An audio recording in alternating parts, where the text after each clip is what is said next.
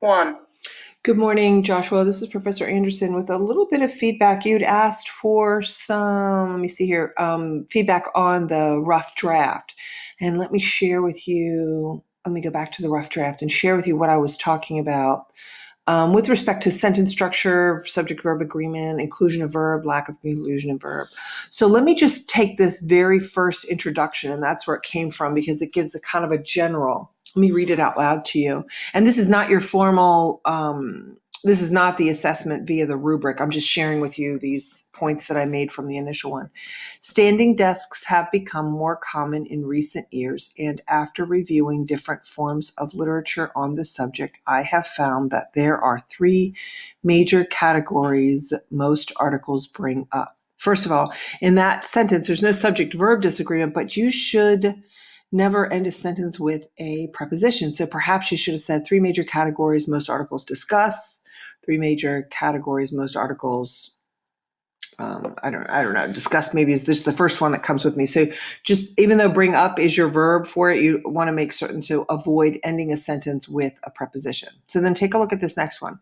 The health benefits of using standing desks being one of the main points of most research-based articles, followed by the changes in work performance while standing. This is not a sentence.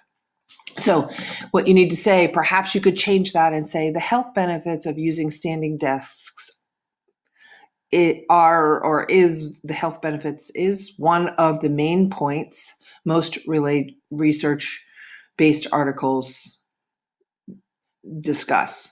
This is followed by the abilities for standing desks to bring changes in work performance, or the abilities of the benefits of standing, the changes standing at work brings to performance. I don't know, but this is not a complete sentence. So the health benefits of using desks being one of the main points of most is not a sentence. It just tells that is one of the main. So you need a verb in there, followed by the changes. Followed is a verb, but it's not the verb of this sentence. And then lastly, the adoption of the sit-stand desks in the workplace because change can be difficult for some. So lastly, the adoption of the sit-stand desks in the workplace is tell what it is. So it's lack of inclusion. While you have verbs in there, they're used differently. They're not used as the verb in here.